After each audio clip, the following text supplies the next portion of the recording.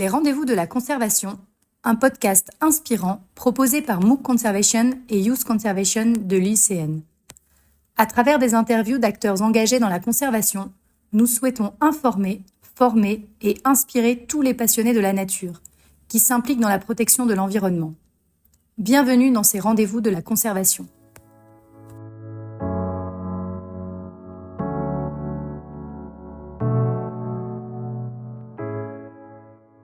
Bienvenue dans ce nouvel épisode des Rendez-vous de la conservation, le podcast qui donne la parole à celles et ceux qui œuvrent chaque jour pour la protection de la nature en Afrique et au-delà. Aujourd'hui, nous accueillons Paulin Mungongo Mayama, vétérinaire, doctorant et auteur de l'ouvrage Conflit homme-faune sauvage en Afrique, publié aux éditions L'Harmattan. Paulin est également l'auteur d'un tutoriel en ligne sur la plateforme MOOC Conservation dédié à la gestion participative des conflits homme-faune. Avec lui, nous allons explorer les enjeux complexes de la coexistence entre communautés et faune sauvage en Afrique, les causes profondes de ces conflits et surtout les méthodes, outils et approches participatives qui permettent de les atténuer.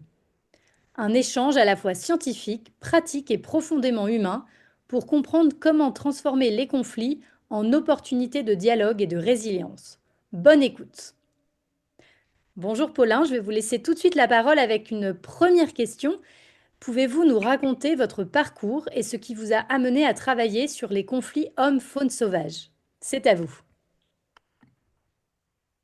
Merci beaucoup, Madame Madeleine, pour l'invitation. Je suis très heureux d'être parmi vous aujourd'hui. C'est peut-être, avant de passer à la question proprement dite, je voudrais revenir sur la petite introduction que vous avez faite. Rappelez que je suis enseignant, chercheur à l'Université de Kinshasa.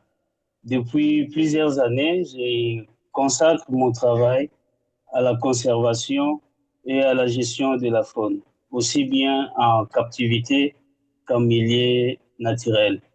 Je travaille sur le contrôle de maladies à l'interface homme-faune-environnement dans une perspective de l'approche One Health in Santé et à la problématique de conflit homme-faune sauvage.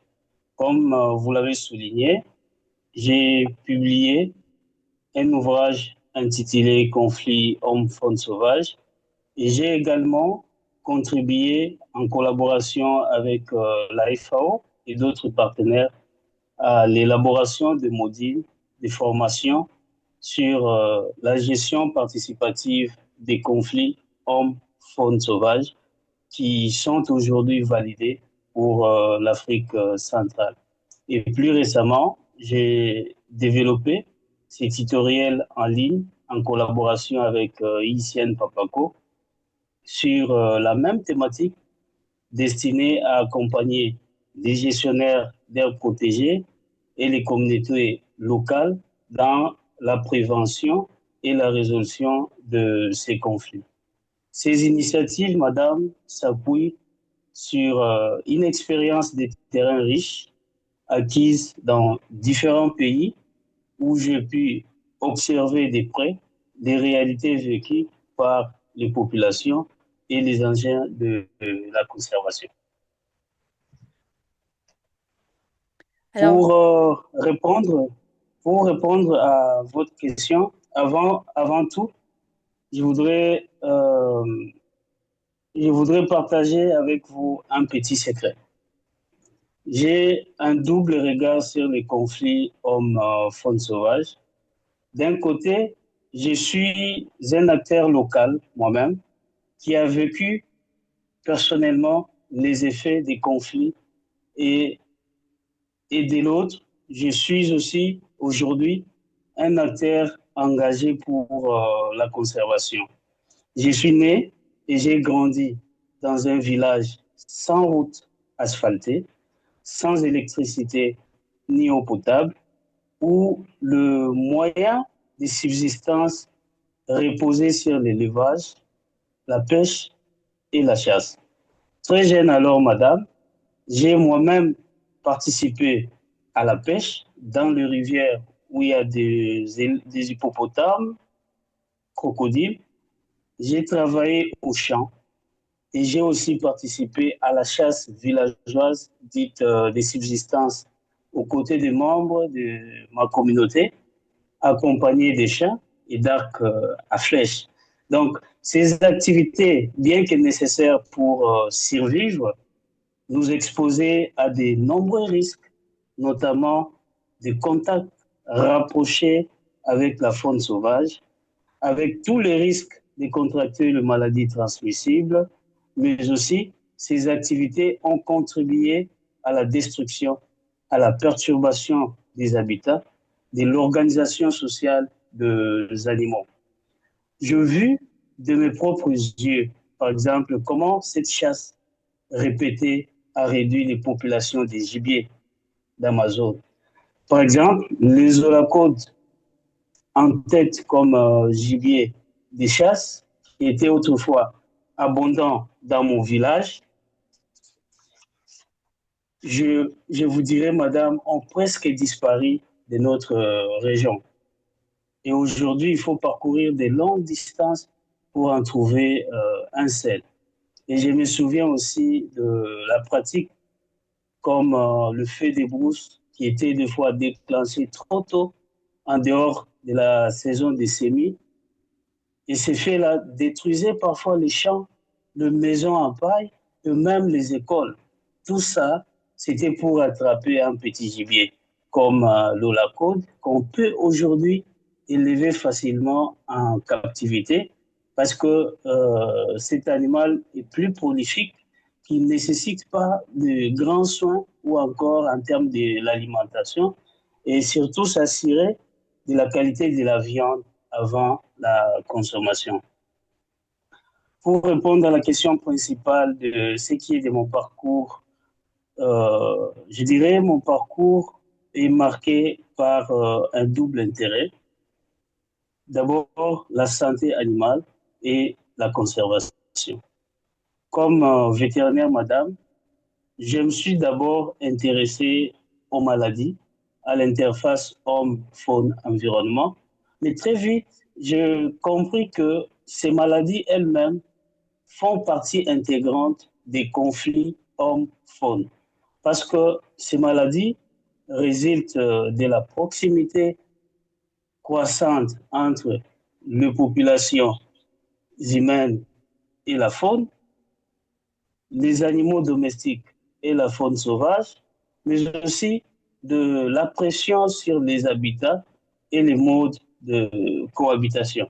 Donc, ceci m'a poussé à conclure que derrière chaque problème sanitaire, il se cache aussi un problème de gestion des espaces partagés, des ressources.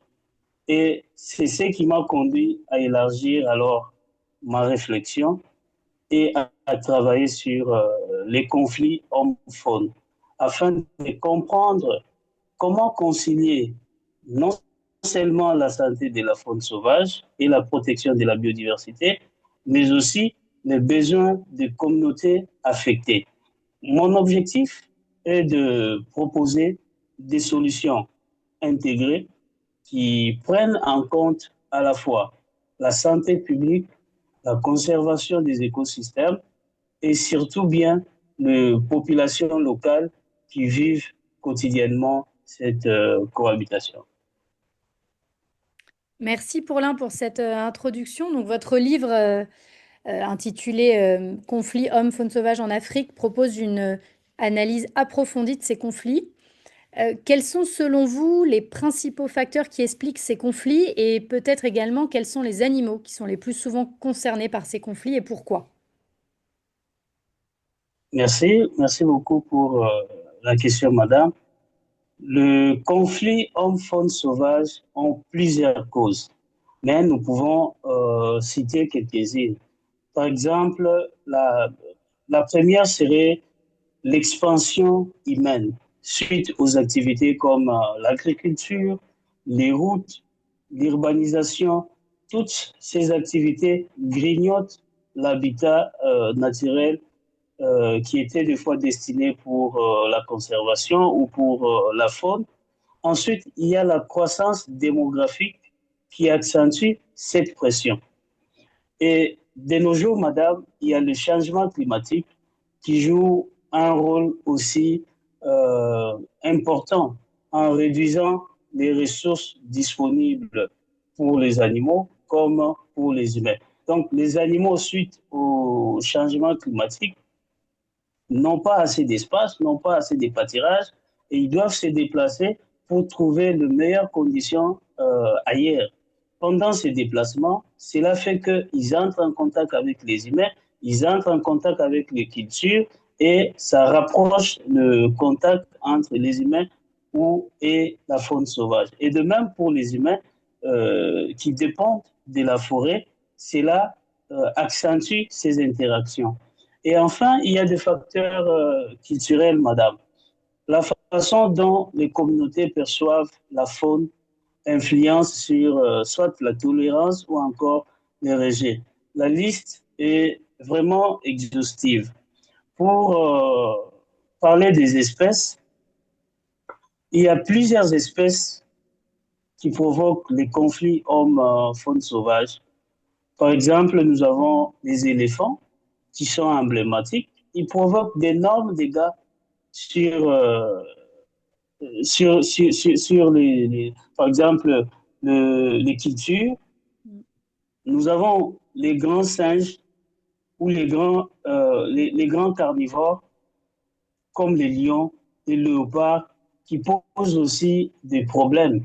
Des fois, ils mangent du bétail, les cas des lions ou les léopards, qui s'attaquent au bétail, mais aussi qui peuvent s'attaquer directement aux humains, provoquant des dégâts énormes, blessures ou encore décès.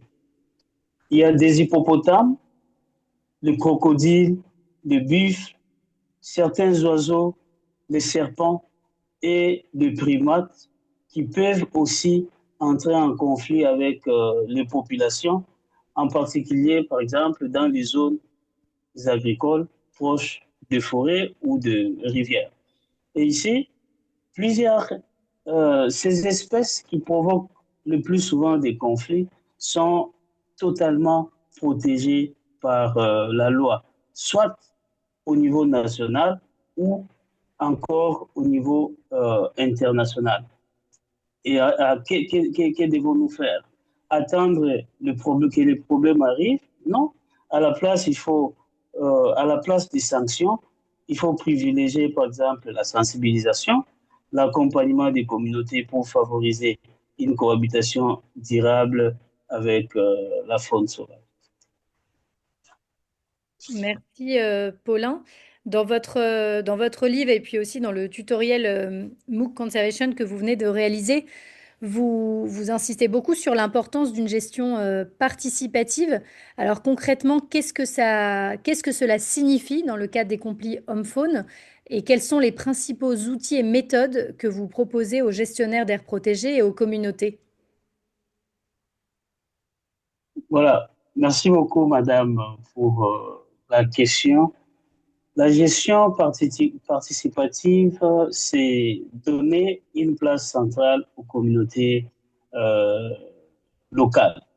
Trop souvent, elles sont exclues des décisions de conservation.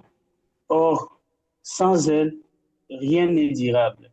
Donc, concrètement, lorsqu'on parle d'une gestion participative dans les cas de conflits homme-faune sauvage, cela veut dire c'est écouter les besoins, reconnaître les savoir-faire de ces communautés, mais aussi les associer à la conception et à la mise en œuvre des solutions.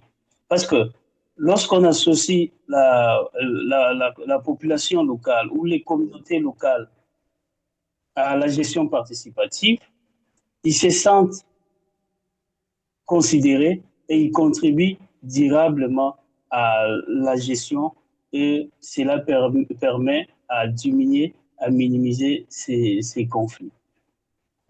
En termes d'outils proposés ou encore les techniques, dans les tutoriels ou encore les livres que nous avons publiés, nous présentons des techniques et outils qui sont plus simples, pratiques, qui s'appuient à la fois sur les savoir-faire des communautés locales, sur les techniques adaptées beaucoup plus avancées pour limiter ces conflits. Par exemple, nous faisons la promotion de l'évaluation participative des dommages. Il faut inclure la population locale à l'évaluation des dommages pour comprendre les impacts réels sur les cultures, le bétail ou encore les infrastructures.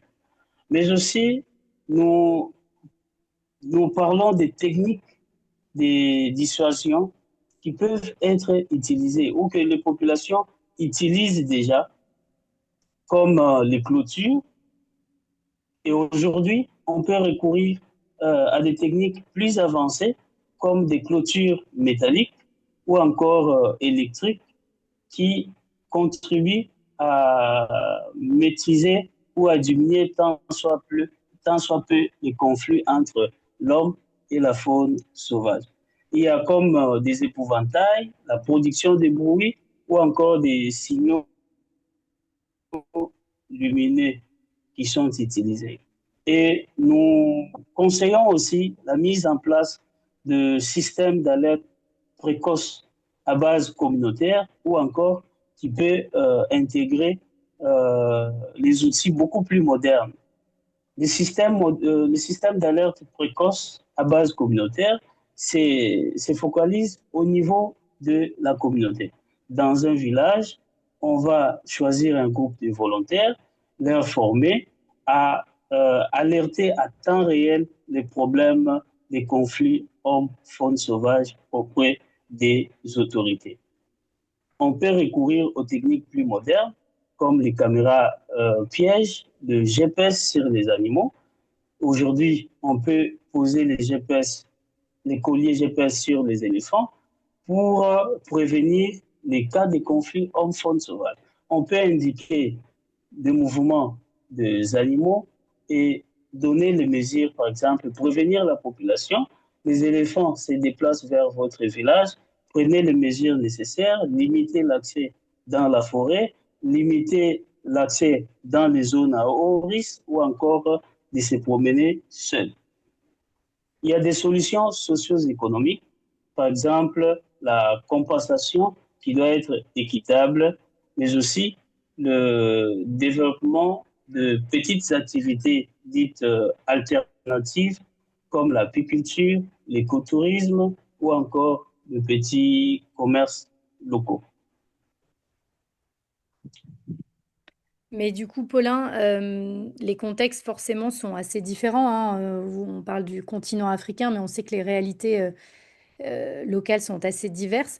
Comment on fait pour adapter ces méthodes, hein, qui sont très intéressantes, aux différents contextes, c'est-à-dire aux différentes zones rurales, aux espèces impliquées, aux cultures locales également? Quelle est la flexibilité? Comment adapter ces méthodes au contexte, en fait? Voilà. Vous avez totalement raison. Chaque conflit est unique et il dépend de l'espèce en cause, du milieu, de la culture. Une solution, par exemple, qui fonctionne avec les éléphants en Afrique de l'Est ne sera pas identique à celle pour les hippopotames en République démocratique du Congo, par exemple. D'où l'importance d'adapter les méthodes et de co-construire avec les populations locales. Voilà. Merci, Paulin. Est-ce que vous auriez des exemples concrets de gestion réussie de conflits hommes-faune que vous aimeriez partager avec nous aujourd'hui? Merci madame pour la question. Plusieurs exemples existent. Un exemple intéressant est celui des clôtures d'abeilles, qui est largement utilisé aujourd'hui en Afrique, par exemple en Afrique de l'Est, les pays comme le Kenya, la Tanzanie. Cette technique permet d'éloigner les éléphants. Donc, on va installer les ruches autour de cultures ou des champs qui sont visités par les éléphants. Et cette technique a l'avantage, non seulement le bourdonnement d'abeilles vont faire fuir les éléphants, mais ça permet aussi à procurer du miel aux agriculteurs. Et certains programmes de compensation et de sensibilisation ont aussi montré leur efficacité et ont contribué à réduire dans certains pays des tensions entre les communautés locales, mais aussi les aires protégées. Ces réussites montrent que lorsqu'on implique les communautés, on arrive à des solutions durables. Il y a plusieurs exemples. On peut recourir, dans les cas de force majeure, par exemple, à des mesures comme la translocation. On peut décider à déplacer un animal ou un groupe qu'on bien identifié qui pose des problèmes de conflit. On peut décider à déplacer des animaux d'un milieu ou d'un endroit à un autre pour réduire tant soit peu le problème des conflits homme-faune sauvage. Merci Paulin. Et selon vous, quelles conditions, alors c'est une question un peu vaste, hein, mais de façon succincte, quelles conditions doivent être réunies pour favoriser la coexistence durable entre les humains d'un côté et la faune sauvage en Afrique? Merci beaucoup pour la question. Comme vous l'avez souligné, c'est pas facile. Pour que, pour que la coexistence soit possible entre l'homme et la faune sauvage, il faut vraiment plusieurs ingrédients, madame. Un cadre légal et politique clair. Il faut une réelle implication de communauté. Il faut des solutions intégrées liant la conservation, la santé, mais aussi les développements. Et enfin, de financement durable. Donc, s'il n'y a pas de moyens, on ne peut pas assurer durablement les efforts de la conservation et sans oublier la volonté de tous ou de tous les acteurs de travailler ensemble. Par exemple, j'ai évoqué les cas de mon village où j'ai vu comment les holacodes ont quasiment disparu à cause de la chasse intensive et en parallèle, le fait des brousses se répète chaque année détruisant les champs, les maisons et contribuant au changement climatique. Le plus triste, madame, c'est qu'il n'existe ni moyens ni projet pour soutenir l'élevage de ces gibiers prestigieux dans la région et qui peut même s'étendre autour des aires protégées au pays. Alors, le problème persiste et sans alternative, cette population va toujours continuer à chasser comme auparavant, sans changer de comportement ou encore de mentalité. Merci Paulin. On arrive à la fin de notre entretien aujourd'hui.